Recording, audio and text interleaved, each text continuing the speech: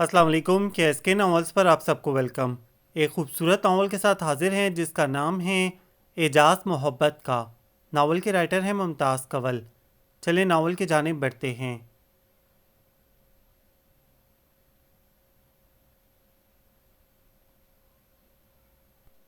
موسم صبح ہی سے ابر آلود تھا۔ کبھی کبھی سورج کی زرد اور کمزور کرنیں اپنا عکس دکھاتیں، پھر وہی ہلکی ہلکی گھٹا سی چھا جاتی۔ شاخوں نے سبز پیرہن اوڑھ لیے تھے اور لان میں گویا پھولوں کی بہار سی آ گئی تھی۔ گو مارچ کا مہینہ شروع ہو چکا تھا مگر اب بھی اچھی خاصی سردی پڑ رہی تھی۔ وہیں پھولوں اور خوشبوؤں کے درمیان ایزی چیئر پر بیٹھ کر میں شفیق الرحمان کی شوخیاں سے لطف اندوز ہو رہی تھی۔ امی اور بابا جان قریبی قصبے میں کسی کی فوتگی میں گئے ہوئے تھے۔ ایسی صورت میں کمرے میں بند ہو کر بیٹھنا مجھے بالکل بھی پسند نہیں تھا۔ پہلے میں نے کڑک سی چائے بنائی اور کپ لیے باغ میں آ گئی۔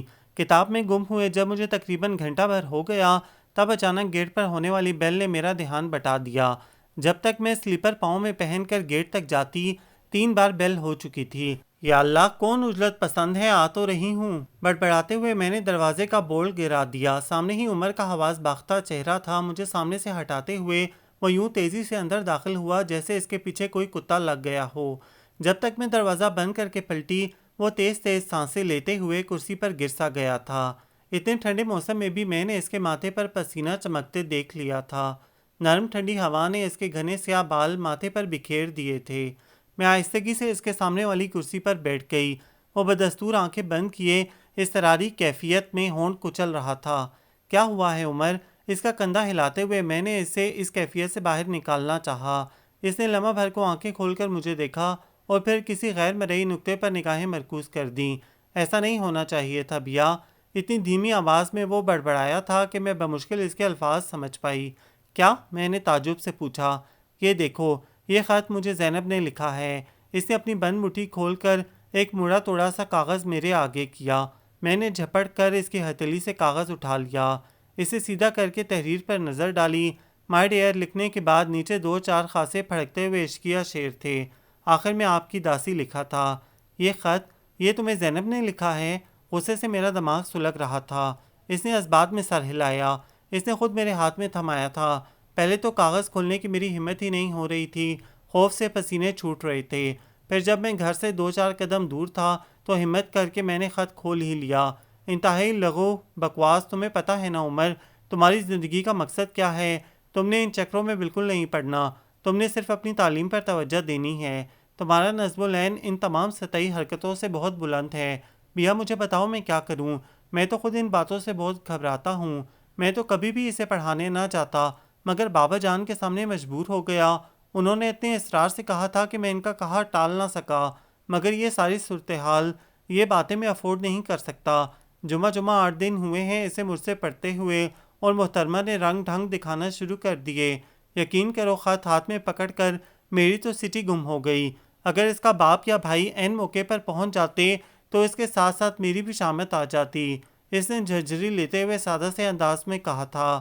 وہ ایسا ہی تھا، لڑکیوں سے کوسوں دور بھاگنے والا، انتہائی شرمیلا اور کھرا انسان۔ بابا کے سوتیلے بھائی کی اولاد تھا، اپنے بھائی سے بابا کی کبھی نہ بنی تھی۔ ضرور چچا کا ہی کوئی قصور رہا ہوگا، ورنہ بابا تو انتہا درجے کے رحم دل اور ملنسار آدمی تھے۔ جب چاچا کا انتقال ہو گیا تو بابا ہم سب کو لے کر گاؤں گئے اور پھر عدت گزرنے کے بعد وہ چاچی اور عمر کو اپنے ساتھ ہی لے آئے تھے۔ بابا چاچی کی بہت عزت کرتے تھے اور ان کا خیال بھی بہت رکھتے، ساتھ ہی وہ عمر کو بھی اپنے بچوں کی طرح چاہتے تھے۔ مگر امی کو اپنی دیورانی سے خدا واسطے کا بیر تھا، انہوں نے انہیں کبھی گھریلو ملازمات سے زیادہ اہمیت نہیں دی تھی۔ چاچی ایک صابر خاتون تھیں، امی کی تمام زیادتیاں خاموشی سے سہ جاتیں اور یہی خصوصیت ان کی واحد اولاد عمر میں بھی منتقل ہوئی تھی۔ میری اور عمر کی دوستی بہت بچپن میں ہی ہو گئی تھی، جبکہ شجاع بھائی جو عمر سے 1-1.5 سال بڑے تھے ان کی عمر سے کبھی نہ بنی تھی۔ وہ بچپن سے لے کر نوجوانی تک عمر کو کم حیثیت سمجھتے آئے تھے۔ ہر بات میں اس کی تذلیل کا پہلو نکالنا ان کا پسندیدہ مشغلہ تھا۔ جس طرح امی چاچی کے ساتھ ناروا سلوک کرتی تھیں اور چاچی صبر کا گھونٹ پی لیتی تھیں، اسی طرح شجاع بھائی کی زیادتیوں اور ذلت امیز رویے پر عمر بھی صبر کر لیتا۔ شجاع بھائی اس کی کتابیں پھاڑ دیتے، وہ چپ رہتا۔ اس کی پسندیدہ چیزیں زور زبردستی سے حاصل کر لیتے، وہ خاموش رہتا۔ اس کی راہ میں جان بوجھ کر ٹانگ اڑا دیتے، وہ جھونک میں منہ کے بل گر جاتا۔ اپنے آنسو اور منہ سے بہنے والا خون صاف کرتے ہوئے وہ بنا کوئی شکوہ کیے وہاں سے چلا جاتا۔ میری اور عمر کی دوستی کو شجاع بھائی اور امی نے کبھی پسندیدگی کی نگاہ سے نہیں دیکھا تھا۔ امی تو پھر بھی کبھی بخش دیتی تھیں، مگر شجاع بھائی تو جب دیکھو پابندیاں لگانے کھڑے ہو جاتے۔ جب تک شجاع بھائی گھر میں ہوتے میرا عمر سے بات کرنا مشکل ہو جاتا۔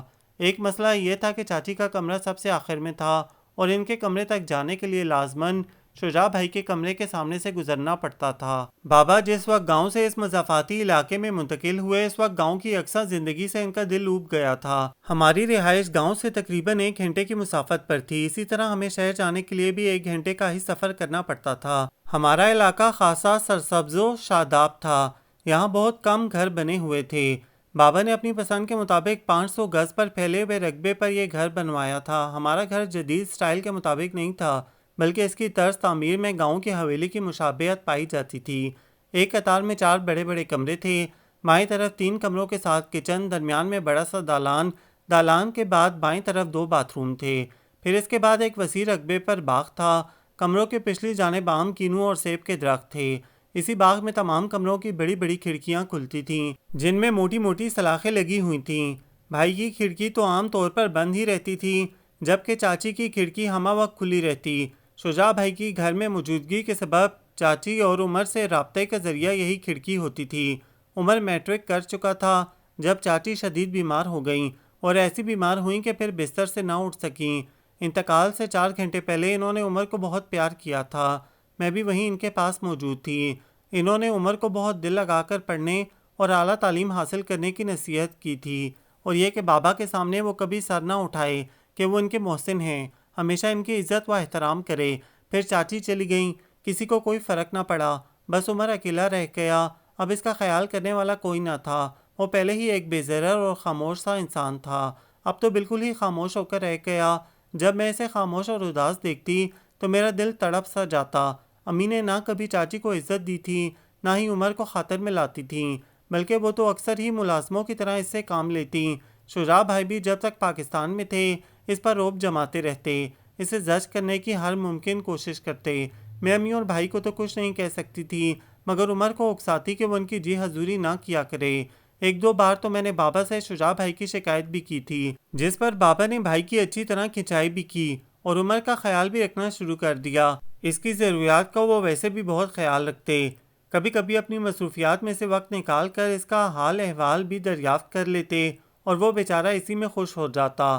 وہ مجھ سے 2 سال سینئر تھا، ہر کلاس میں وہ ہمیشہ پوزیشن لیتا، وہ اپنی ہر چھوٹی بڑی خوشی مجھ سے ضرور شیئر کرتا۔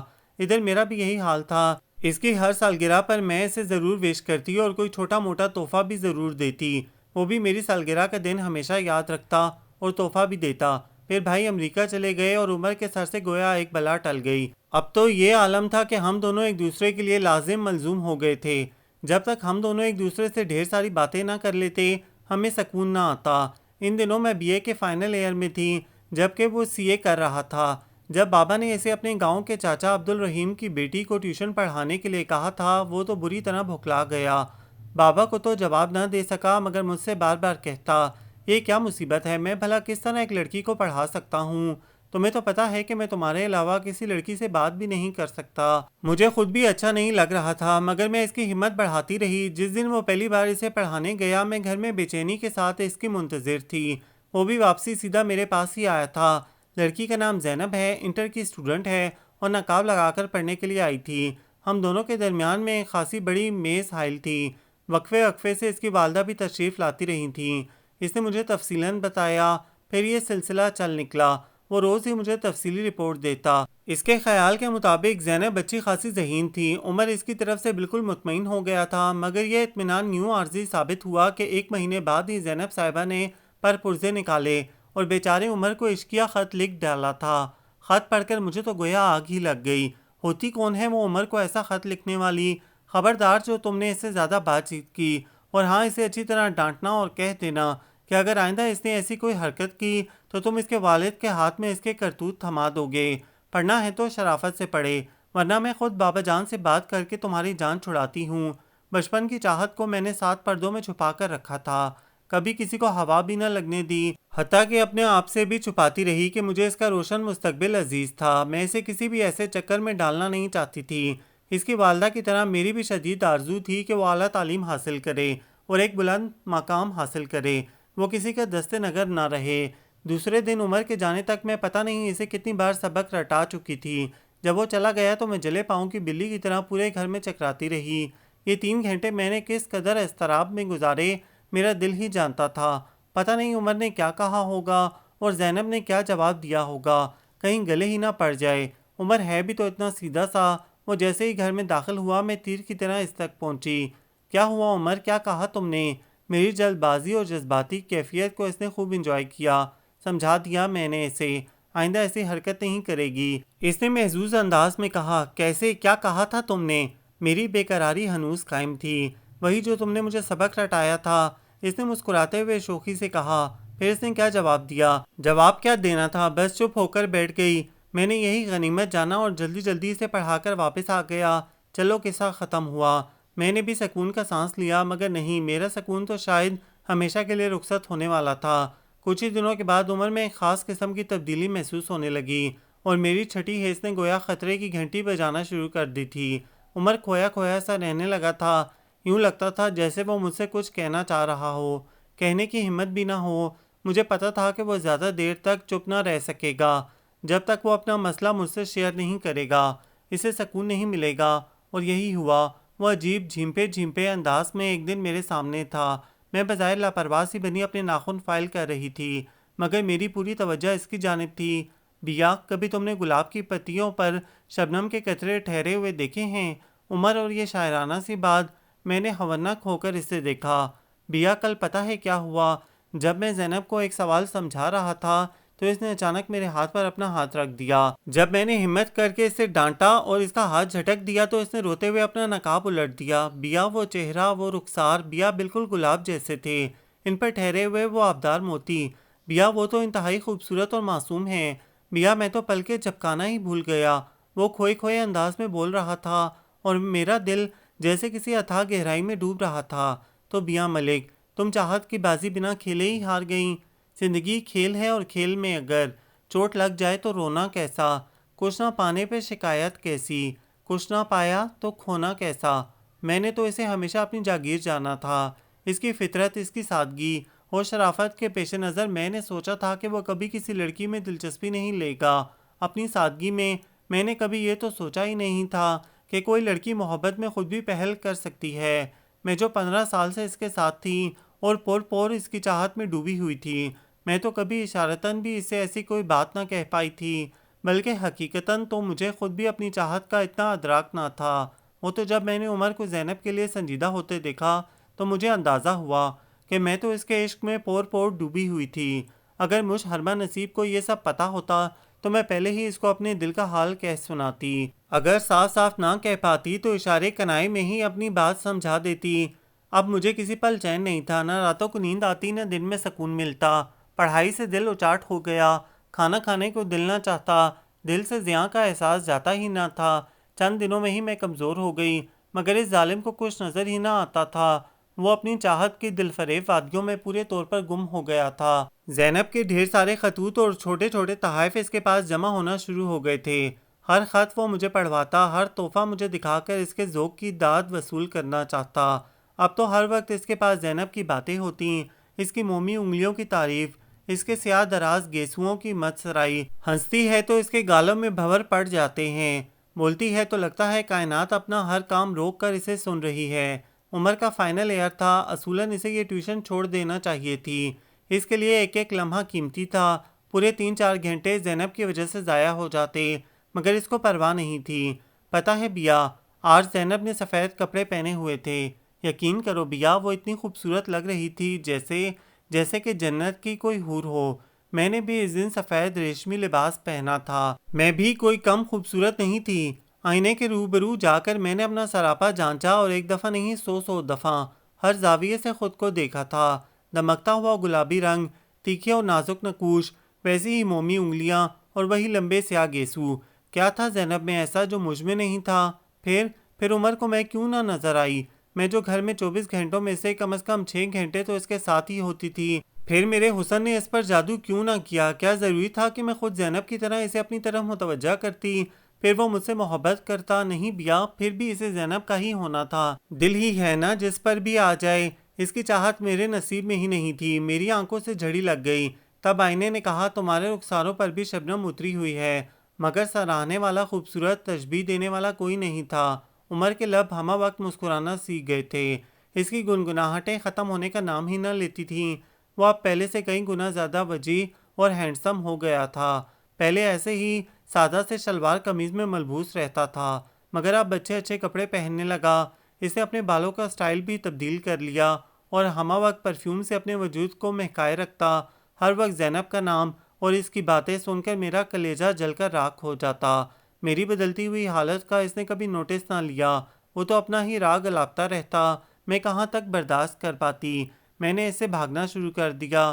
جب وہ گھر میں ہوتا تو میں ادھر ادھر ہو جاتی، مگر وہ مجھے کونوں کھدروں سے کھینچ لاتا۔ کیا ہو گیا ہے بیا، کہاں چھپ جاتی ہو؟ تم سے باتیں نہ کروں تو لگتا ہے جیسے کچھ کھو گیا ہے، اپنی ہی ترنگ میں کہتے ہوئے اس نے میرا ہاتھ تھام لیا۔ مجھے ایک دم کرنٹ سا لگا، ایسا پہلے کبھی نہیں ہوا تھا۔ میں نے ایک جھٹکے سے اپنا ہاتھ چھڑا لیا۔ عمر اس طرح مت کیا کرو۔ کس طرح؟ اس نے حیران نظروں سے مجھے دیکھا۔ ہر وقت مجھے نہ ڈھونڈتے رہا کرو، میں نے نظریں چراتے ہوئے کہا۔ کیوں؟ وہ میری بات پر مزید حیران ہوا۔ امی ناراض ہوتی ہیں نا جب میں زیادہ وقت تمہارے ساتھ گزارتی ہوں؟ میں نے ایک اچٹتی سی نگاہ اس پر ڈالی۔ تمہیں امی کی ناراضی کی پرواہ کب سے ہونے لگی؟ اب اسے چرا کرنا بھی آ گئی تھی، جب سے تم پرائے ہوئے ہو، جب سے تمہارے لبوں نے زینب کے قصیدے پڑھنا سیکھے۔ مت دو مجھے اذیت، تمہارے لبوں سے زینب کے قصیدے سن سن کر میرا وجود ریزہ ریزہ ہو کر بکھر چکا ہے۔ میں چاہتی تھی کہ یہ سب چیخ چیخ کر کہوں، مگر میں نے لب سی لیے، ساری آف و فغاں اپنے زخمی دل میں قطرہ قطرہ انڈیل لی۔ ان چند الفاظ نے ہی اس کے چہرے پر جلتے دیپ بجھا سے دیے تھے۔ اس کا چہرہ پھیکا پڑ گیا۔ مگر بیا، اس وقت مجھے تمہارے ساتھ کی، تمہاری مدد کی، تمہاری دوستی کی بہت ضرورت ہے۔ میں اکیلا کس طرح اپنی محبت پا سکوں گا؟ مگر عمر، میرے ساتھ سے یا میری مدد پا کر بھی تم اسے کس طرح پا سکو گے؟ تمہاری اور اس کی حیثیت میں کتنا فرق ہے۔ پھر تم ابھی اپنے پیروں پر کھڑے نہیں ہوئے۔ میں نے اسے حقیقت حال سے آگاہ کیا۔ اسی لیے تو بیا مجھے تمہاری مدد چاہیے۔ بولو، دو گی نا اس وقت میرا ساتھ؟ جب میں اپنی تعلیم مکمل کر کے ایک اچھی جاب حاصل کر لوں گا، اپنا ایک ذاتی گھر بنا لوں گا، اس وقت مجھے تمہاری مدد کی ضرورت ہوگی بیا۔ زینب میری زندگی کی پہلی خوشی ہے، میری روکھی پھیکی زندگی میں وہ بہار کا اولین جھونکا بن کر آئی ہے۔ اس نے میرے دل کی دھرتی کو سیراب کیا ہے، اس نے مجھے خود اپنے آپ سے ملوایا ہے، مجھے مان دیا ہے، مجھے اس احساس سے روشناس کرایا ہے کہ میری ذات کسی کے لیے بہت اہم ہے، میں کسی صورت اسے کھونا نہیں چاہتا۔ اس کے لہجے سے ٹپکتی ہوئی محبت اور عزم نے مجھے شکست دے دی۔ میں ہار گئی اس کی محبت کے آگے۔ اس کے بے ریا اور جذبوں سے بوجھل لفظوں نے میرے تڑپتے مچلتے دل پر صبر کے چھینٹے ڈال دیے۔ میں اپنی محبت کا گلا گھونٹ کر میں بھی اس کی محبت کی کامیابی کے لیے دعا گو ہو گئی۔ اب پھر سے میں اس کی باتیں توجہ سے سننے لگی، اسے مشورے بھی دینے لگی۔ پھر ایک دن بابا کے ساتھ جا کر زینب سے مل بھی آئی۔ وہ واقعی بہت خوبصورت تھی، جدید تراش خراش کے کپڑوں اور ہیئر سٹائل میں وہ کہیں سے بھی گاؤں کی رہنے والی لڑکی نہیں لگتی تھی۔ ہاں، اس کے لہجے میں کچھ مخصوص دیہاتی پن ضرور تھا، مگر عمر کو تو یہ انداز بھی حسن کی ایک خوبی لگا کرتا تھا۔ ادھر میں بی اے کے پیپر سے فارغ ہوئی، ادھر شجاع بھائی پاکستان آ گئے۔ ان کی فطرت میں کوئی تبدیلی نہیں آئی تھی، بلکہ پہلے سے زیادہ سخت دل ہو چکے تھے، کچھ مغرب کی برائیاں بھی سمیٹ لائے تھے۔ عمر کو پہلے کی طرح اب بھی وہ نہایت تحقیر امیز نظروں سے دیکھتے تھے۔ امی جان ان کے آنے سے بہت خوش تھیں، سب سے زیادہ خوشی انہیں اس بات کی تھی کہ وہ اکیلے ہی آئے تھے، کسی گوری کو اپنے ساتھ نہیں لائے تھے۔ ویسے بھی چونکہ امی کی اور بھائی کی طبیعت ایک جیسی تھی، اس لیے وہ بھائی کو بہت چاہتی تھیں۔ بھائی کے آنے سے گھر میں گہما گہمی ہو گئی تھی۔ ہمارے جو دو چار عزیز رشتہ دار تھے، وہ بھی کچھ دنوں کے لیے بھائی سے ملنے ہمارے گھر آ گئے۔ بھائی کی آمد کے کچھ دنوں بعد ہی بھائی کی شادی کا سلسلہ چل نکلا۔ میرے تو علم میں کچھ بھی نہیں تھا کہ کب لڑکی دیکھی گئی اور پسند کی گئی۔ وہ تو جب گھر میں مٹھائی اور پھولوں کے ٹوکرے لائے گئے اور امی نے کہا کہ آج لڑکی والوں کے گھر بات طے کرنے جانا ہے، تو میں بری طرح چونک گئی۔ ارے واہ امی، آپ نے لڑکی دیکھ بھی لی، پسند بھی کر لی اور مجھے ہوا تک نہ لگنے دی۔ میں نے شکوہ کیا، نہیں بیٹا، ہم نے کیا لڑکی پسند کرنا، تمہارے بھائی کی ہی پسند ہے۔ چونکہ خاندانی لوگ ہیں اس لیے ہم بھی بخوشی راضی ہو گئے۔ یہ دوسرا چکر ہی تو ہے، پہلے میں اور تمہارے بابا جان گئے تھے، اور جہاں تک لڑکی کے نام پتے کا تعلق ہے وہ تم اب جا کر دیکھ ہی لوگی۔ لیجئے قصہ ہی ختم۔ ہم لوگ پوری تیاریوں کے ساتھ جس گھر میں پہنچے تھے اسے دیکھ کر مجھے دھچکا سا لگا، یہ تو زینب کی حویلی تھی۔ تو کیا شجاعت بھائی کے لیے زینب کو ہی منتخب کیا گیا تھا؟ اس کی دوسری بہن تو بہت چھوٹی تھی۔ میری نظروں میں عمر کا سجیلا روپ گھوم گیا۔ بیا مجھے تمہاری مدد کی ضرورت ہے، تم ہی میرا رشتہ لے کر جاؤ گی، تم ہی ان لوگوں کو اور بابا کو راضی کرو گی۔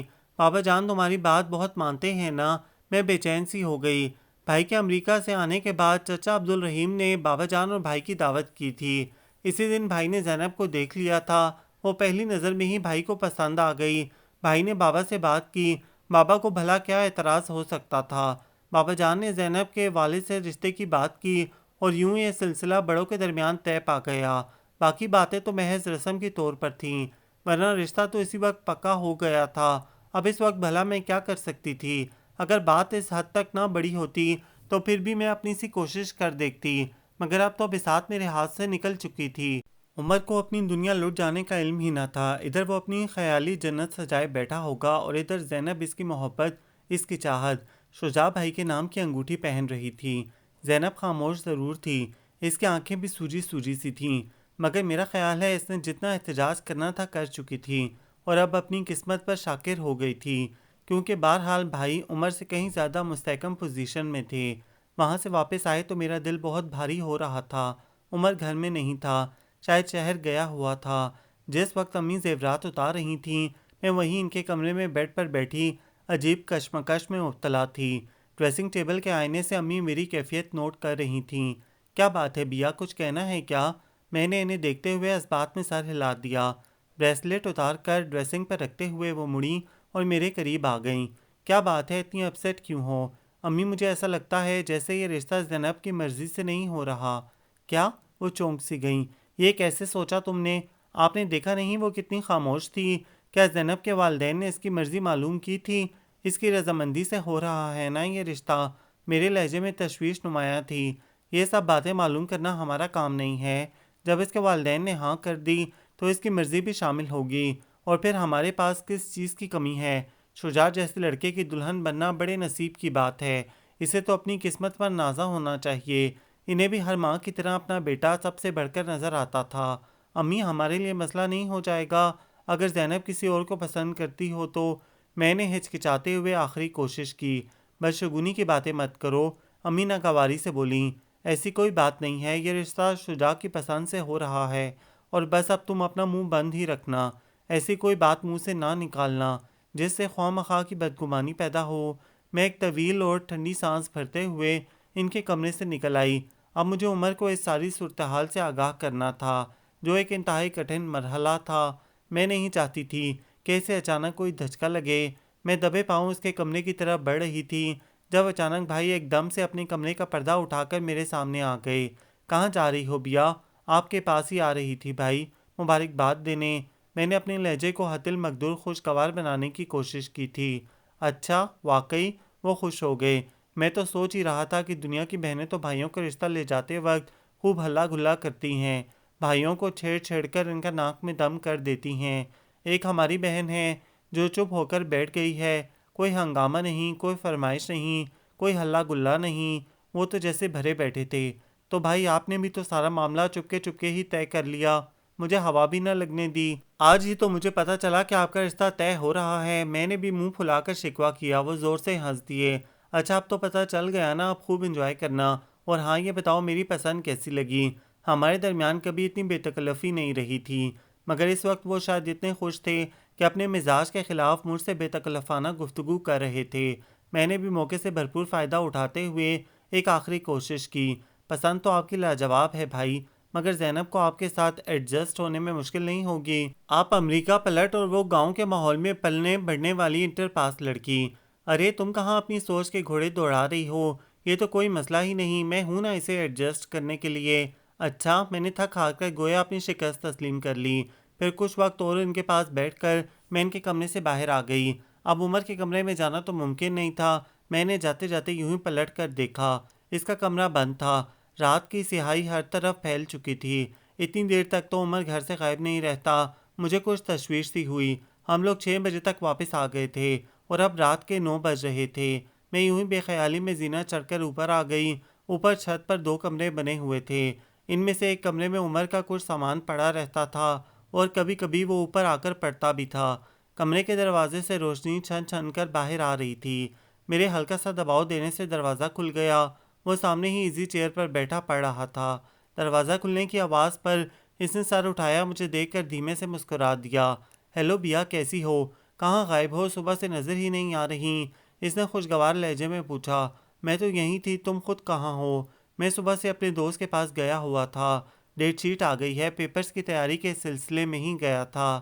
کیا زینب کو پڑھانا چھوڑ دیا ہے؟ میں نے اسے ذہنی طور پر تیار کرنے کا فیصلہ کیا۔ نہیں تو کیوں چھوڑوں گا بھلا؟ 2-3 دن اس نے چھٹی کر لی تھی۔ ہاں، صبح میں جب جا رہا تھا تو گھر میں غیر معمولی چہل پہل تھی۔ مٹھائی کے ڈبے بھی آ رہے تھے اور پھلوں کے ٹوکرے بھی۔ کہیں تمہاری منگنی ونگنی تو نہیں ہو رہی؟ اس نے آنکھوں میں شرارت سموتے ہوئے مجھے دیکھا۔ نہیں، میری منگنی تو نہیں ہو رہی۔ فی الحال شجاع بھائی کا رشتہ طے ہو رہا ہے۔ اچھا بھائی، مبارکاں، اس نے فطری انداز میں کہا۔ کہاں طے ہوا؟ کون ہے وہ خوش نصیب؟ جب سے وہ زینب کے ساتھ انوالو ہوا تھا ایسا ہی خوش مزاج ہو گیا تھا۔ زینب نے نہیں بتایا تمہیں؟ میں نے اس کے خوبصورت اور روشن چہرے پر نظریں جماتے ہوئے پوچھا۔ ارے واہ، یہ کیا بات ہوئی؟ بات تمہارے بھائی کی طے ہوئی ہے، بتائے گی زینب؟ یہ کیا مذاق ہے؟ نہیں عمر، یہ مذاق نہیں ہے، یہ تو انتہائی تلخ حقیقت ہے کہ تمہاری زینب ایک بے وفا لڑکی ہے اور بھائی کی بات زینب سے ہی طے ہوئی ہے۔ کیا؟ مسکراہٹ اس کے چہرے سے اچانک غائب ہو گئی۔ یہ تم کیا کہہ رہی ہو؟ اس نے بے یقینی سے مجھے دیکھا۔ شجاع کی بات زینب سے طے ہوئی ہے؟ ہاں عمر، زینب اور شجاع، یہ کیسے ہو سکتا ہے؟ بتاؤ مجھے بیا، ایسا کیسے ہو سکتا ہے؟ تم جھوٹ بول رہی ہو، مذاق کر رہی ہو مجھ سے، ہے نا؟ وہ تیزی سے اٹھ کر میرے سامنے آ کھڑا ہوا۔ اس کی گود میں دھری کتاب زمین پر گری ہوئی تھی۔ میں سچ کہہ رہی ہوں، زینب اور بھائی کا رشتہ طے ہو گیا ہے۔ میں نے خود اپنے ہاتھوں سے زینب کو شگن کی مٹھائی کھلائی تھی۔ میری لرزتی آواز نے گویا اس کے کانوں میں پگھلا ہوا سیسا انڈیل دیا تھا۔ نہیں نہیں، ایسا نہیں ہو سکتا، ہرگز نہیں۔ وہ تو میری ہے، اس نے تو مجھ سے عہد و پیما کیے ہیں، ہم نے ساتھ جینے مرنے کی قسمیں کھائی ہیں۔ وہ بے وفا نہیں ہو سکتی۔ وہ تو مجھے اپنی زندگی سمجھتی ہے، وہ ایسا کیسے کر سکتی ہے یوں چپ چاپ؟ وہ ایسا کر ہی نہیں سکتی۔ اس کی آواز لمحہ بلمحہ بلند ہوتی جا رہی تھی۔ اس کے گھر والے زبردستی کر رہے ہوں گے۔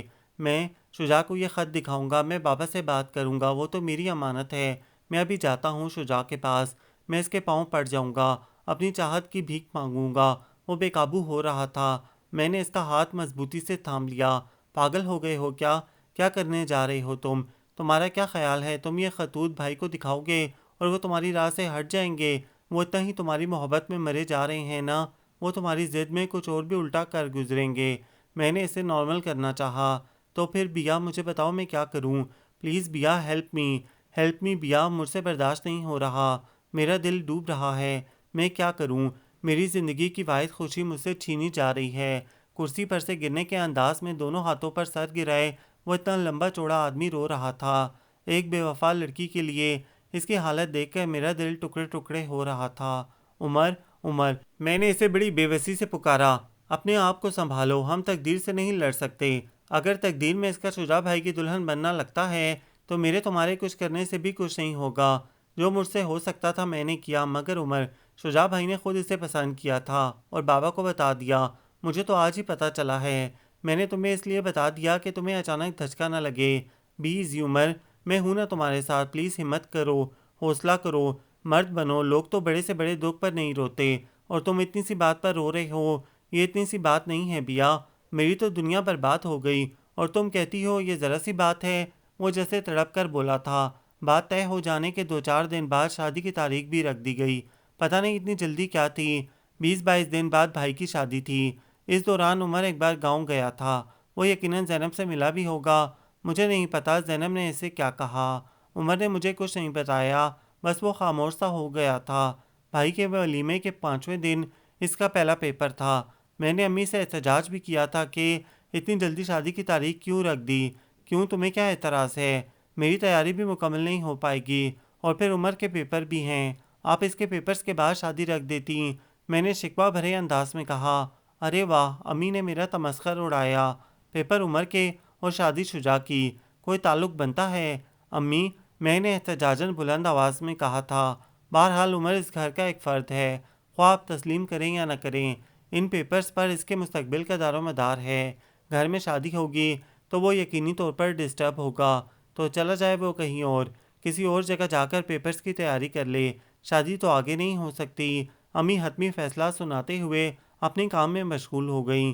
میں نے عمر کو یہ مشورہ دیا ضرور تھا، مگر وہ اس مشورے پر عمل نہیں کر سکا کہ گھر میں اور گھر سے باہر بیسیوں کام ایسے تھے جو اسے ہی انجام دینا تھا۔ اب تو وہ مجھ سے بھی بہت کم بات کرتا تھا۔ ضبط گریا سے اس کی بڑی بڑی آنکھیں ہمہ وقت سرخ رہتیں، لب بیچے بیچے رہتے، پتہ نہیں وہ پرچوں کی تیاری بھی کر رہا تھا یا نہیں۔ اپنی مصروفیت میں سے وقت نکال کر میں وقتاً فوقتاً اس کی تیاری کے بارے میں پوچھتی، مگر اس نے کبھی مجھے تسلی بخش جواب نہیں دیا۔ اس کے کمرے میں جانا تو میرے لیے بہت مشکل ہو گیا تھا، مگر میں باغ میں کھلنے والی کھڑکی سے اسے چیک کرتی رہتی۔ کتاب اس کے آگے کھلی ہوتی مگر اس کی آنکھیں کسی غیر مرئی نقطے پر مرکوز ہوتیں۔ بعض دفعہ میں اسے آواز دے کر یا کوئی کنکر مار کر متوجہ کرتی، پیپر ہونے والے ہیں، توجہ سے پڑھو، تمہاری اعلیٰ تعلیم تمہارے والدین کا خواب ہے۔ ایک پھیکی سی بے جان مسکراہٹ اس کے ہونٹوں پر پھیل جاتی۔ یاد ہے مجھے، دھیمی آواز میں کہتے ہوئے وہ کتاب کو اپنے چہرے کے آگے کر لیتا۔ میں چند لمحے کتاب کو تھامے اس کے مضبوط اور خوبصورت ہاتھوں کو دیکھتی رہتی، پھر ایک طویل سانس لے کر کھڑکی سے ہٹ جاتی۔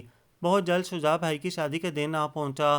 عمر کے دکھ کا سوچ کر میری آنکھیں بار بار بھر آتی تھیں۔ بظاہر میں زور و شور سے شادی کی تیاریوں میں مصروف تھی۔ بابا نے اس کے لیے بارات میں پہن کر جانے کے لیے خاص طور پر انتہائی نفیس قمیص شلوار اور واسکٹ سلوائی تھی۔ بابا کے ٹوکنے پر اس نے شیو بھی بنائی تھی۔ اس موقع پر شجاع بھائی نے اسے اپنے ساتھ ساتھ ہی رکھا۔ سفید براق شلوار قمیص پر سیاہ واسکٹ پہنے شجاع بھائی کے پہلو میں کھڑا عمر اپنی اداس اور دل گرفتہ کیفیت کے باوجود کسی دیوتا سے کم نہیں لگ رہا تھا۔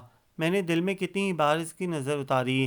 بارات گاؤں پہنچی تو ہمارا شایان شان استقبال ہوا، نکاح ہوا، دوپہر کا کھانا کھلایا گیا اور رخصتی ہوتے ہوتے 6 بج گئے۔ ہم واپس آئے تو خاصا اندھیرا پھیل چکا تھا۔ یہ بھی عجز ستم تھا کہ شجاع بھائی جو عمر کو ذرا برابر بھی اہمیت دینے کے لیے تیار نہ تھے، اپنی شادی کے موقع پر اس پر مہربان ہو گئے تھے۔ عمر کے لیے تو یہ مہربانی بھی کسی ستم سے کم نہیں تھی۔ حد تو یہ کہ دلہا کی گاڑی بھی عمر ہی ڈرائیو کر رہا تھا۔ پچھلی سیٹ پر شجاع بھائی، زینب اور امی بیٹھے تھے اور میں اگلی سیٹ پر اس کے برابر میں بیٹھی تھی۔ اس کے ساتھ بیٹھنے کی کوشش میں نے شعوری طور پر کی تھی۔ بابا جان دوسری گاڑی میں اپنے شہر سے آنے والے دوستوں کے ساتھ تھے۔ وہ جو دلہن سے مخصوص خوشبو مہک اٹھتی ہے وہ پوری گاڑی میں چکرا رہی تھی، ایسی مہک جو انسان کو مدہوش کر دے۔ گاڑی میں اتنا سکوت تھا کہ ہم ایک دوسرے کی سانسوں کی آواز بھی محسوس کر سکتے تھے۔ عمر کے لبوں پر جامد خاموشی تھی۔ میں تھوڑی تھوڑی دیر بعد کنکیوں سے اسے دیکھ رہی تھی۔ کتنی دفعہ غیر محسوس انداز میں نے اسے متوجہ کرنے کی کوشش بھی کی تھی، مگر وہ تو جیسے پتھر کا بن گیا تھا۔ بارات کے لیے میں خوب دل لگا کر تیار ہوئی تھی۔ میں کئی بار جان بوجھ کر اس کے سامنے آئی تھی کہ شاید وہ ایک بھرپور نظر مجھ پر بھی ڈال لے اور زینب کے حسن کے طلسم سے باہر آ جائے، مگر میری ہر کوشش رائیگاں گئی تھی۔ پہلے تو کبھی کبھار وہ میری تعریف کر بھی دیا کرتا تھا، اور آج تو مجھے خود احساس تھا کہ کھلے ہوئے سرخ رنگ کے پشواز، چوڑی دار پاجامے اور خوب بڑے سے دوپٹے سمیت سرخ رنگوں والا نازک سا سیٹ پہنے ہلکے سے میک اپ میں زینب سے کسی طرح بھی کم نہیں لگ رہی تھی۔ عمر کی بے اتنائی نے مجھے بے مول کر دیا تھا۔ میرا خود اپنی سج دھج سے دل اچاٹ ہو گیا۔ اب بھی میں اس کے برابر میں ہی بیٹھی تھی۔ میرے بالوں اور ہاتھوں میں موتیا اور گلاب کے مہکتے ہوئے گزرے تھے، مگر ہر چیز بیکار تھی۔ جب محبوب ہی نہ محسوس کرے تو کہاں کی خوشبو اور کہاں کی سج دھج۔ وہ اپنی تمام تر حسیات کے ساتھ زینب کے وجود کو، زینب کی خوشبو کو محسوس کر رہا تھا۔ جبھی تو جوں جوں گھر قریب آ رہا تھا اس کی حالت دگرگوں ہوتی جا رہی تھی۔ تھوڑی تھوڑی دیر بعد وہ ٹیشو سے اپنے ماتھے کے پسینے کو صاف کرتا خدا خدا کر کے گھر آیا۔ گاڑی رکتے ہی امی، شجاع بھائی اور میں گاڑی سے اتر گئے۔ پھر دلہن کے اترتے ہی عمر تیزی سے گاڑی پوش میں لے گیا۔ میں نے دلہن کا لہنگا تھاما ہوا تھا، مگر میری پوری توجہ اور نظریں اس پر مرکوز تھیں۔ میں دلہن کا لہنگا کسی اور کے ہاتھ میں تھما کر اس کی طرف بڑھی۔ عمر، اس کے قریب پہنچ کر میں نے اس کا ہاتھ تھامنا چاہا۔ اف، وہ ہاتھ! لگتا تھا جیسے میں نے کسی انگارے کو چھو لیا ہو۔ اس نے ایک نظر مجھے دیکھا، وہ لہو رنگ آنکھیں، حسرت و محرومی جن میں آ کر ٹھہر سے گئے تھے۔ بی ایزی عمر، حوصلہ کرنا ہے۔ بیا بیا، امی کی غصے سے بھری آواز گونجی۔ ایک جھٹکے سے اپنا ہاتھ چھڑا کر عمر اوپر جانے والے زینے کی طرف بڑھ گیا۔ وہ آج کل شادی کے ہنگاموں کی وجہ سے اوپر والے کمرے میں ہی رہتا تھا۔ اس کے نظروں سے اوجھل ہو جانے کے بعد میں نے ایک گہری سانس لی اور امی کی طرف آ گئی، جو میرے یوں غائب ہو جانے پر ناراض ہو رہی تھیں۔ پھر رسموں کا نہ ختم ہونے والا سلسلہ شروع ہو گیا۔ چونکہ میں دلہا کی بہن تھی تو مجھے بھی ہر رسم میں بھرپور طریقے سے حصہ لینا پڑا۔ میں بادل نخواستہ ان رسموں میں الجھی ہوئی تھی، ورنہ میری ساری توجہ تو عمر کی طرف تھی۔ ہائے اللہ میاں جی، میں کیا کروں؟ اپنی بے بسی پر میرا دل پھوٹ پھوٹ کر رونے کو چاہ رہا تھا، مگر میں نمائشی مسکراہٹ لبوں پر سجائے زینب کے ساتھ ساتھ تھی۔ خدا خدا کر کے رات 9 بجے کے قریب رسمیں ختم ہوئیں اور دلہن کو اس کے کمرے میں پہنچا دیا گیا۔ میں سب کی نظر بچا کر ٹرے میں کھانا رکھ کر اوپر بھاگی۔ کمرے کا دروازہ نیم وا تھا۔ پاؤں کی ہلکی سی ٹھوکر سے میں نے دروازہ کھولا۔ اندر گھپ اندھیرا تھا۔ عمر، میں نے کانپتی ہوئی آواز میں اسے پکارا، عمر عمر۔ مجھے کوئی جواب نہ ملا۔ میری آنکھیں خود بخود آنسوؤں سے بھر گئیں۔ میں خود کو سنبھالتے ہوئے اندر آ گئی۔ آنکھیں کچھ دیکھنے کے قابل ہوئیں تو وہ مجھے بیڈ پر بے ترتیب سا پڑا نظر آ گیا۔ ٹرے ایک طرف رکھ کر میں نے لائٹ آن کی اور کانپتے ہاتھوں سے اسے سیدھا کرنا چاہا۔ عمر عمر اٹھو نا۔ ایک دم اٹھ کر بیٹھتے ہوئے اس نے مجھے دونوں ہاتھوں سے پرے دھکیل دیا۔ مر نہیں گیا میں، زندہ ہوں۔ کیوں آئی ہو تم یہاں؟ بولو کیوں آئی ہو؟ میرا تماشا دیکھنے؟ وہ لہو رنگ آنکھوں سے مجھے گھور رہا تھا۔ عمر، میں تمہارے لیے کھانا لائی تھی۔ میں نے ٹرے اس کے آگے رکھ دی۔ نہیں کھانا مجھے یہ کھانا، میری مرگ کا کھانا۔ اس نے ہاتھ مار کر ٹرے الٹا دی۔ کیا ہو گیا ہے تمہیں عمر؟ میں نے روتے ہوئے اس کی طرف دیکھا۔ کیا ہوا ہے مجھے دار پر چڑھا کر پوچھتی ہو کیا ہوا ہے؟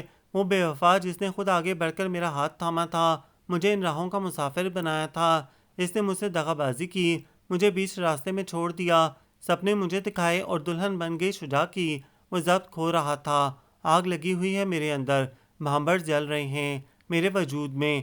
جاؤ، چلی جاؤ یہاں سے، اس سے پہلے کہ یہ شعلے تمہیں نگل لیں، اس سے پہلے کہ میں اپنا ضبط کھو بیٹھوں اور انتقاماً تمہیں کچھ۔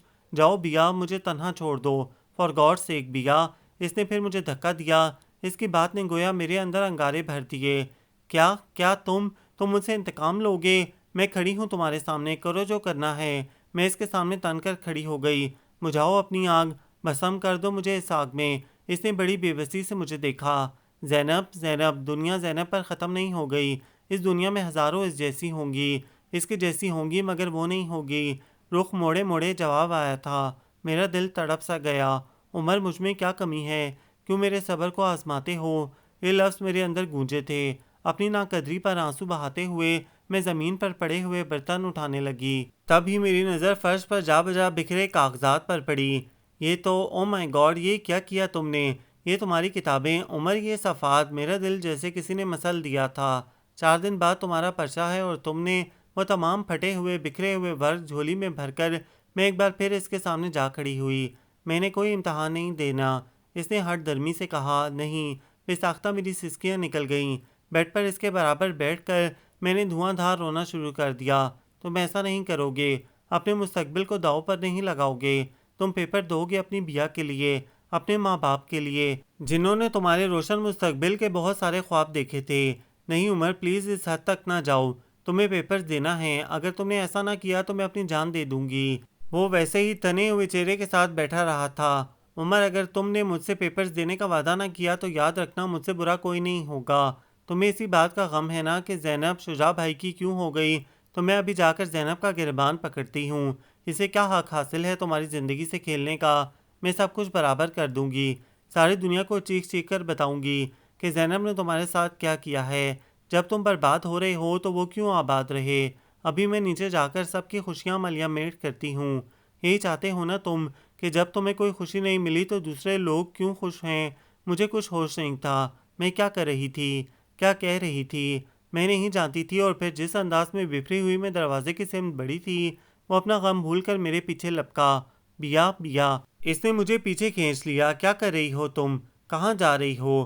میں ایک یتیم انسان اپنے تایا کے احسانوں تلے دبا ہوا، یہ احسانوں کا بوجھ ہی تو ہے جس نے مجھے سر اٹھانے نہیں دیا، اور تم میرے سارے کیے کرائے پر پانی پھیر دو گی؟ نہیں کرو گی تم ایسا۔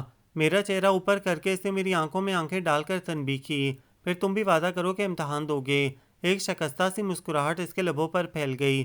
بہت ضدی ہو۔ اچھا بابا، دوں گا پیپر، اب تو خوش؟ وہ جبراً مسکراتے ہوئے بولا۔ پھر کسی نہ کسی طور وہ سنبھل ہی گیا۔ 2-4 دن میں ہی شجاع بھائی زینب کے دیوانے ہو گئے تھے۔ وہ خود تو معمولی سی شکل و صورت کے مالک تھے، جبکہ زینب شادی کے بعد حد درجہ خوبصورت ہو گئی تھی۔ عمر کے پیپر سے ایک دن پہلے وہ دونوں ہنی مون ٹرپ پر شمالی علاقہ جات کی طرف روانہ ہو گئے۔ میں نے بھی سکون کا سانس لیا۔ عمر خود کو کتنا بھی کمپوز کرتا، زینب کا وجود جب تک اس گھر میں تھا وہ پوری یکسوئی کے ساتھ پڑھ نہیں پا رہا تھا۔ بہرحال پیپر دے کر جہاں وہ ریلیکس ہوا وہیں میرے سر سے بھی ایک بوجھ سا اتر گیا۔ اب مجھے اس کے رزلٹ کا انتظار تھا۔ اپنی کامیابی کے لیے وہ اتنا بے چین و بے قرار نہ ہوگا جتنی زیادہ کہ مجھے فکر تھی۔ شجاع بھائی اور زینب 1 مہینے کے بعد واپس آ گئے تھے۔ بے فکری اور اندرونی خوشی نے اسے مزید حسین بنا دیا تھا۔ اس کے رخسار ہمہ وقت کندھاری اناروں کی طرح دہکتے رہتے، شنگریفی ہونٹوں پر ہر وقت مسکراہٹ رقصہ رہتی، گویا ایسے عمر سے بچھڑنے کا، اسے بے وفائی کا کوئی کلک نہیں تھا۔ اس دن ویکنڈ تھا۔ میں نے اور زینب نے برکتے کے ساتھ مل کر بہت سے مزیدار کھانے بنائے تھے۔ 1 بجے تک کچن کے سامنے دالان میں بچھے ڈائننگ ٹیبل پر کھانا بھی چون دیا۔ بہت دنوں بعد عمر بھی ہمارے ساتھ ڈائننگ ٹیبل پر موجود تھا۔ عام طور پر وہ اپنا کھانا کمرے میں ہی لے جاتا تھا۔ آج بھی جب وہ چپ چاپ اپنے کمرے کی طرف بڑھ رہا تھا تو بابا نے اسے آواز دی، عمر کہاں جا رہے ہو؟ آؤ نا بیٹھو، ہمارے ساتھ کھانا کھاؤ۔ بڑے دوستانہ انداز میں بابا نے اسے پکارا۔ نہ چاہتے ہوئے بھی عمر کو ڈائننگ ٹیبل پر بیٹھنا پڑا۔ بابا کی برابر والی کرسی خالی تھی اور بابا نے اسے وہی کرسی پیش کی تھی۔ سامنے کی رو میں امی، شجاع بھائی اور زینب تھے، دوسری طرف بابا، میں اور عمر تھے۔ اس طرح کہ زینب بالکل اس کے سامنے تھی۔ عمر کی نظریں جھکی ہوئی تھیں۔ اس کے ہاتھوں کی ہلکی سی لرزش کو میں بخوبی محسوس کر سکتی تھی۔ شادی کے بعد عمر کا یہ زینب سے پہلا سامنا تھا۔ سیاہ دوپٹے کے حالے میں اس کا چہرہ 14ویں کے چاند کی طرح روشن تھا۔ ہاتھوں میں پڑی سرخ اور سیاہ چوڑیاں ہاتھوں کی ہر جنبش کے ساتھ کھنک سی جاتی تھیں۔ عمر نے برائے انعام کھانا کھایا اور معذرت کرتا ہوا اٹھ کر چلا گیا۔ اس کے اٹھتے ہی میرے ساتھ ساتھ زینب بھی ریلیکس ہو گئی۔ 2-2:30 بجے تک ہم سب کھانے سے فارغ ہو گئے اور سب اپنے اپنے کمروں میں آرام کی غرض سے چلے گئے۔ میں نے برکتے کے ساتھ مل کر کچن سمیٹا اور پھر اس کے کمرے کی کھڑکی کے پاس آ گئی۔ وہ آنکھوں پر بازو رکھے لیٹا ہوا تھا۔ عمر، میں نے دھیمی آواز میں پکارا۔ کیا ہے؟ اس نے میری طرف دیکھے بنا چڑچڑے لہجے میں کہا۔ ٹھیک ہو؟ میں نے پوچھا۔ ہاں، مجھے کیا ہونا ہے؟ اس کا لہجہ بھیگا ہوا سا تھا۔ کھانا لاؤں؟ کھا تو لیا ہے۔ اتنے سے کھانے سے تمہارا پیٹ بھر گیا؟ یار کیا مصیبت ہے؟ آنکھوں سے بازو ہٹاتے ہوئے جھنجلا کر اٹھ بیٹھا۔ نہ سونے دیتی ہو نہ مرنے دیتی ہو، ہر وقت سر پر سوار رہتی ہو، وہ پھاڑ کھانے والے انداز میں بولا۔ مجھے ایک دم ہی انتہائی خفت محسوس ہوئی اور میں چپ چاپ واپس پلٹ آئی۔ شام کو میں کچن میں چائے بنا رہی تھی جب شجاع بھائی اپنے کمرے سے باہر آئے اور امی کو اپنے باہر جانے کا بتاتے ہوئے پورچ کی طرف بڑھ گئے۔ انہیں گئے مشکل سے 10 منٹ ہی ہوئے ہوں گے کہ وہ واپس آ گئے۔ اوفو، اتنی دور جا کر پتہ چلا کہ میں اپنا موبائل تو گھر میں ہی بھول گیا ہوں۔ جھنجھلاتے ہوئے وہ اپنے کمرے میں چلے گئے۔ میں چائے پیالیوں میں ڈال چکی تھی اور ٹرے میں رکھ کر باہر لا رہی تھی جب ان کی دھاڑ سنائی دی اور پھر مغالطات کا ایک طوفان۔ ٹرے میرے ہاتھوں میں لرزنے لگی۔ اس سے پہلے کہ ٹرے اور کپ زمین بوس ہو جاتے، میں نے ٹرے واپس جا کر چھوٹی تپائی پر رکھ دی اور بھاگتے ہوئے کچن سے باہر آ گئی۔ بھائی کے زور زور سے چلانے کی آواز پورے گھر میں گونج رہی تھی۔ امی اور بابا بھی اپنے کمروں سے نکل آئے۔ بھائی وہ پاگلوں کی طرح عمر کو گریبان سے کھینچتے ہوئے دالان میں لا رہے تھے۔ بابا کے قریب آتے ہوئے انہوں نے عمر کو پوری قوت سے بابا کے قدموں میں دھکا دیا۔ پوچھیں بابا اس سے، یہ میرے کمرے میں میری غیر موجودگی میں کیا کر رہا تھا؟ بھائی کے کمرے میں عمر؟ میرے ساتھ ساتھ بابا جان اور امی کو بھی شوق لگا۔ کیا تعلق ہے تمہارا میری بیوی سے؟ وہ حلق کے بل چلائے۔ کیا کر رہے تھے تم اس کے ساتھ؟ بولو، جواب دو۔ اپنے بھاری بوٹوں کی فولادی ٹو انہوں نے اس کی پسلیوں میں ماری، پھر بالوں سے پکڑ کر اسے اٹھاتے ہوئے اس کے جبڑے پر مکہ مارا۔ اذیت کے آثار اس کے چہرے پر رقم تھے، مگر وہ چپ چاپ پٹ رہا تھا۔ کہتا ہے زینب نے مجھے بلایا تھا۔ وہ کیوں بلائے گی؟ جھوٹ بولتا ہے، بکواس کرتا ہے۔ بابا آپ ایک سنپولیے کو پالتے رہے، اس نے میری عزت پر ہاتھ ڈالا، میں اسے زندہ نہیں چھوڑوں گا۔ ان کے مکوں اور لاتوں نے عمر کو ادموا کر دیا تھا۔ میں اپنی سانس روکے آنکھیں پھاڑے یہ سب دیکھ رہی تھی۔ بابا اور امی بھی خاموش تماشائی تھے، جبکہ زینب اپنے کمرے کی دیوار کے ساتھ زرد پڑتی رنگت لیے کھڑی تھی۔ پے در پے پڑنے والے مکوں کی وجہ سے عمر کے منہ سے خون کا فوارہ سا ابل پڑا اور اتنا سارا خون دیکھ کر جیسے میں ہوش میں آ گئی۔ بابا بابا چھڑائیں عمر کو، آپ تو جانتے ہیں نا عمر ایسا نہیں ہے، آپ تو اسے بچپن سے جانتے ہیں، وہ کوئی غلط حرکت کر ہی نہیں سکتا۔ بابا روکے نا بھائی کو۔ میں نے بابا کے ساکت وجود کو جھنجھوڑا مگر وہ ویسے ہی بت بنے کھڑے تھے۔ بابا پلیز۔ بابا منع کریں بھائی کو، یہ ظلم ہے۔ بابا وہ مر جائے گا، وہ آپ کے بھائی کی اولاد ہے، یتیم ہے۔ کوئی سنوائی نہ پا کر میں زینب کی طرف بڑھی۔ زینب بتاؤ بھائی کو بتاتی کیوں نہیں ہو کہ تم نے ہی عمر کو بلایا تھا، وہ خود تمہارے پاس نہیں آیا تھا اور اس نے تمہارے ساتھ کوئی زیادتی نہیں کی۔ بولو نا، تم نے اسے بلایا تھا نا؟ اس کے شانوں پر ہاتھ رکھتے ہوئے میں نے بے قراری سے کہا۔ نہیں نہیں، اس نے زور زور سے نفی میں سر ہلایا۔ جھوٹ کہتی ہو تم، جھوٹی ہو تم نے برباد کر دیا عمر کو۔ میں نے اسے زور سے دھکا دیا، وہ گرتے گرتے بچی۔ امی جھپٹ کر میرے پاس آئیں اور کھینچ کر دوسری طرف لے گئیں۔ پاگل ہو گئی ہو کیا؟ ہوش کرو بیا، بھابھی ہے وہ تمہاری۔ مجھے جھنجھوڑتے ہوئے امی نے کہا۔ کیسی آگ بھری ہوئی تھی شجاع بھائی کے اندر، جو ٹھنڈی ہی نہ ہو پا رہی تھی۔ ان کے جوتوں کی فولادی ٹو نے عمر کو ادموا سا کر دیا تھا۔ پھر دونوں ہاتھوں سے پسلیوں کو دبائے وہ جھکتا چلا گیا اور آخر کار الٹے منہ زمین پر لڑک گیا۔ ظالم درندہ، اللہ کرے تیری ٹانگیں ٹوٹ جائیں۔ چیخ چیخ کر روتے ہوئے میں نے شجاع بھائی کو بدوا دی۔ امی نے میرے منہ پر 2-4 دھپڑ دے مارے۔ پاگل ہو گئی ہے، ایک غیر کے لیے بھائی کو بدوا دے رہی ہے۔ ہاں دوں گی بدوا، انہیں نہیں دیکھتے آپ لوگ کیسے جانوروں کی طرح مار رہے ہیں وہ اسے؟ آپ بھی ظالم ہیں، خدا کے لیے منع کریں، روکیں اسے، وہ مر جائے گا پلیز بابا۔ روتے روتے میری ہچکیاں بن گئی۔ عمر بے ہوش ہو چکا تھا۔ بس کرو شجاع، کہیں مرا نہ جائے، قانون کو اپنے ہاتھ میں نہ لو۔ کتنی دیر بعد کتنے بے ہوش اور سپاٹ لہجے میں بابا نے کہتے ہوئے شجاع بھائی کو پیچھے کھینچ لیا۔ بابا نے ملازم کو عمر کو کمرے میں لے جانے کا حکم دیا اور مجھے سختی سے منع کیا کہ میں اس کے پاس نہیں جاؤں گی۔ کیسا اندھیر، کیسا ظلم تھا، پتہ نہیں اسے سانس بھی آ رہی تھی کہ نہیں۔ وہ درد اور اذیت کے کن انتہاؤں پر ہوگا۔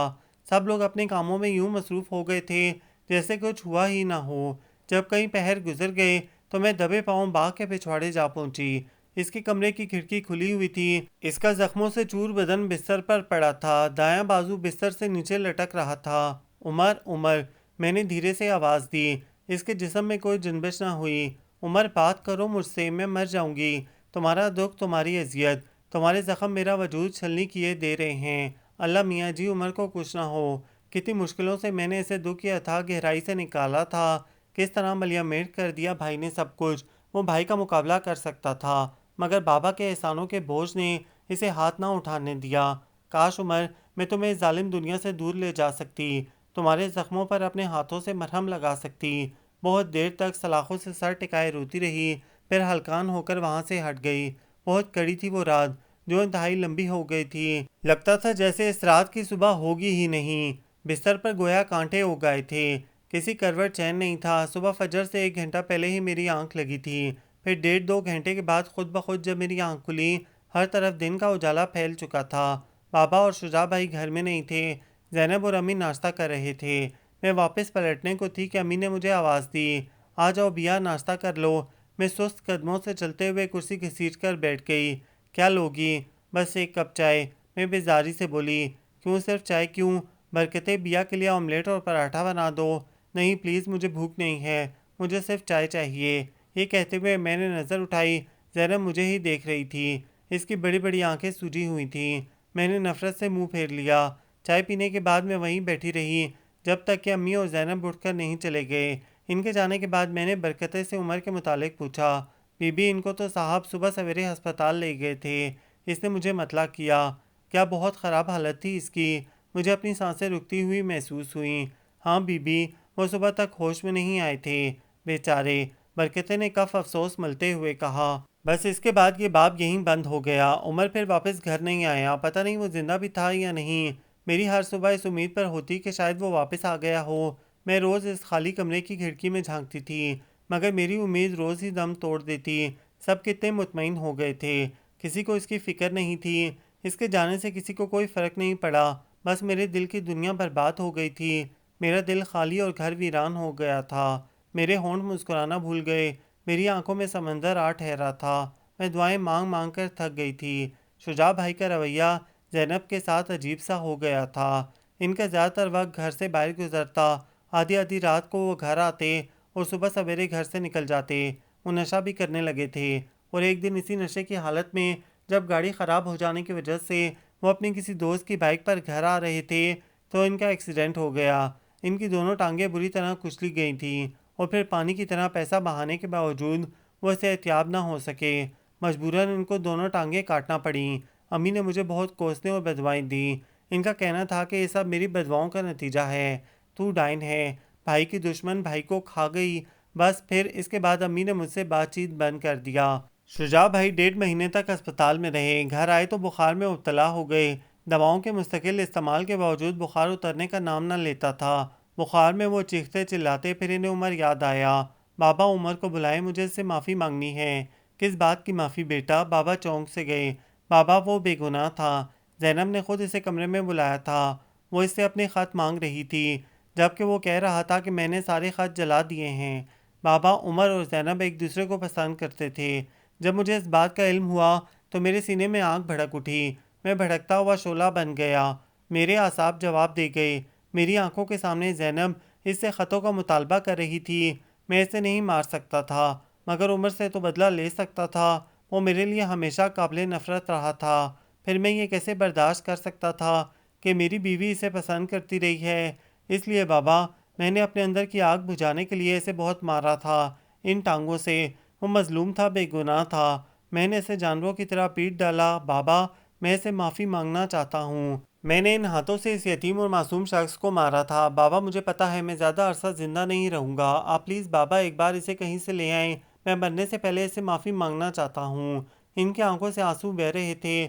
پھر بابا نے اسے بہت تلاش کیا، مگر اس کا پتہ نہ چل سکا۔ بھائی کی حالت دن بدن بگڑتی جا رہی تھی۔ وہ ہر آئے گئے کے آگے ہاتھ جوڑتے، عمر کو بلا دو، عمر کو بلا دو۔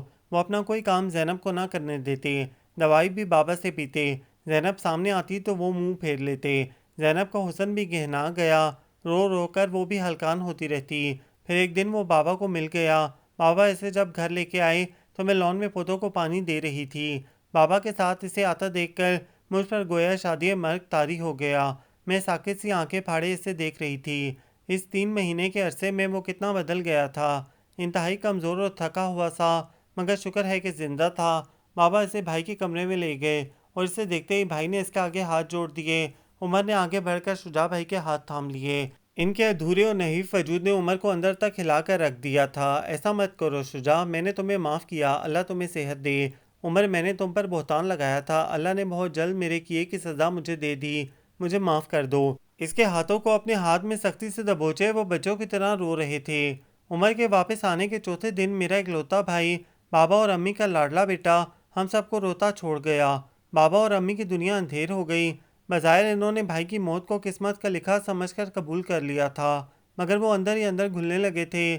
بھائی کی موت کے بعد عمر پھر چلا گیا، میں اس کو روک بھی نہ سکی۔ زینب عدت میں تھی، فقط 1 سال کے عرصے میں وہ بیوہ ہو گئی تھی۔ بھائی کی موت پر اسے سکتہ ہو گیا تھا، وہ خود کو مجرم گردانتی تھی، اس لیے امی اور بابا سے نظریں نہ ملا پاتی۔ گھر میں ہم 4 افراد اور 3 ملازم تھے، مگر ایسا محسوس ہوتا تھا جیسے پورا گھر ویران ہو گیا ہو۔ عمر کبھی کبھی آ جاتا تھا، بابا اس سے اصرار کر رہے تھے کہ واپس آ جائے۔ شجاع کے بعد وہی ان کا دستے بازو ہے۔ زینب کی عدت ختم ہونے سے 1 ہفتہ پہلے وہ واپس آ گیا تھا۔ اس کی آمد کے تیسرے دن زینب نے ایک بیٹے کو جنم دیا، جو ہو بہو بھائی کی تصویر تھا، اور بچے کو پا کر جہاں امی اور بابا خوش ہوئے تھے، وہیں بھائی کا زخم بھی نئے سرے سے تازہ ہو گیا۔ 2 دن بعد بابا نے وہ فیصلہ کر دیا جس نے میری دنیا مکمل طور پر اندھیر کر دی۔ میں سوچ بھی نہیں سکتی تھی کہ بابا ایسا بھی کر سکتے ہیں۔ کسی کو میں نظر نہیں آتی، نہ عمر کو نہ بابا کو۔ کیا کوئی انسان بغیر کسی تعلق کے اتنا حساس ہو سکتا ہے؟ کوئی کسی کے لیے اتنا تڑپ سکتا ہے؟ کوئی تو جذبہ ہوگا۔ کیا بابا کو میرا رونا، بلکنا، سسکنا کچھ نظر نہیں آیا؟ اور وہ عمر، کیا سمجھتا ہے مجھے؟ میں اس کے لیے کیا حیثیت رکھتی ہوں؟ اس نے کبھی میرے جذبوں کو محسوس نہیں کیا۔ عمر کی دی ہوئی ساری چیزوں کو میں نے نوچ کھسوٹ دیا۔ دل چاہ رہا تھا ہر چیز کو آگ لگا دوں۔ اس کے لیے میں نے اپنی ذات کو مٹی کر دیا، فنا ہو گئی میں اس کے لیے۔ وہ پھر بھی میرا نہ ہو سکا۔ جشن منا رہا ہوگا زینب کو اپنانے کی خوشی میں وہ، اور میں زخم زخم ہو گئی۔ کتنی شدتوں سے چاہا تھا میں نے اسے، ایک انسان ہی تھا نا وہ۔ اگر میں اتنا عشق، اتنی محبت اپنے اللہ سے کرتی تو کیا مجھے اللہ نہ ملتا؟ اس ایک نقطے پر آ کر جیسے میری سوچ ٹھہر سی گئی۔ اس ایک لمحے میں مجھ پر سوچ کے نئے در واہ ہوئے۔ ایک فانی انسان کے لیے میں نے اپنی ذات کو مٹی کر دیا، شاید اسی لیے اللہ تعالیٰ نے مجھے محروم رکھا تھا۔ عشق کا حق تو صرف اللہ تعالیٰ کو حاصل ہے، اتنی زیادہ محبت اور عقیدت کی حقدار تو صرف اللہ کی ذات ہے نا۔ اور میں اس اعلیٰ و عرفہ ذات کو بھول کر ایک فانی انسان کو ہر پل سوچتی رہی۔ محرومی تو مقدر ہونا ہی تھی، ایک لاحاصل محبت، سراسر گھاٹے کا سودا۔ اس رات میں سجدے میں گر کر گھنٹوں روتی رہی، اپنے اللہ سے اپنی کوتاہیوں کی معافی مانگتی رہی تھی، اور اللہ کے لیے رونے کے بعد میرے دل کو جیسے قرار سا آ گیا۔ بہت دنوں بعد میں میٹھی اور پرسکون نیند سوئی تھی۔ دوسرے دن 20 اپریل تھا، میری برتھ ڈے کا دن۔ ہمیشہ اس دن صبح ہی صبح عمر مجھے وش کرتا تھا اور کوئی بھی چھوٹا سا خوبصورت سا تحفہ دیتا۔ اس کا انتظار نہ کرتے ہوئے بھی پتہ نہیں کیوں میں اس کی منتظر تھی۔ ٹھیک 7 بجے میرے کمرے کے دروازے پر دستک ہوئی۔ میں اس وقت بالوں میں برش کر رہی تھی، دروازہ کھلا ہوا تھا۔ ہاں کون ہے، آ جاؤ، بالوں کو دوپٹے سے ڈھکتے ہوئے میں نے کہا۔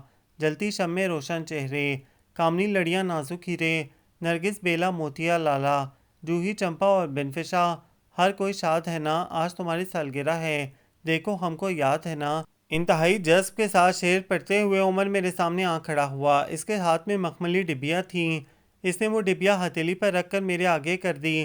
میں حیران سی ہو کر اسے دیکھنے لگی۔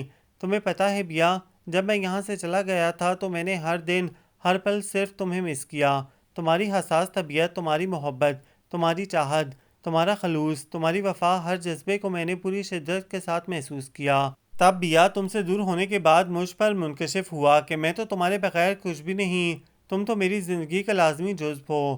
عمر سب کچھ چھوڑ سکتا ہے مگر بیا کو نہیں چھوڑ سکتا۔ زینب فقط ایک خواب تھی، جبکہ بیا ایک زندہ حقیقت ہے۔ بابا کہہ رہے تھے کہ عدت ختم ہونے کے بعد وہ زینب سے میرا نکاح کر دیں گے۔ مجھے زینب نہیں چاہیے، مجھے صرف بیا کا ساتھ چاہیے۔ میں نے بہت عرصہ کڑی دھوپ میں سفر کیا ہے، میں اب باقی زندگی ٹھنڈی چھاؤں تلے گزارنا چاہتا ہوں۔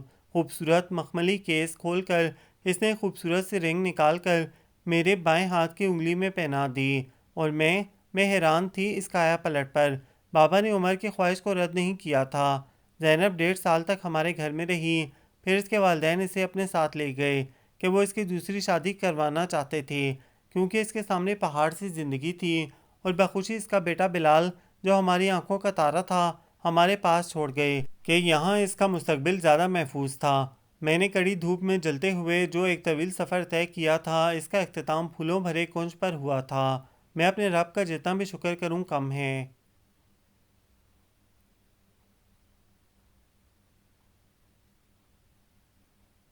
یہ ناول آپ سب کو کیسا لگا؟ کمنٹس میں اپنی رائے ضرور دیں، ہمیں انتظار رہے گا۔ اگر آپ کوئی ناول پڑھنا یا سننا چاہتے ہیں تو اس کی ریکویسٹ بھی کمنٹس میں ضرور کریں، ہم وہ ناول آپ لوگوں کے لیے سرچ کر کے شیئر ضرور کریں گے۔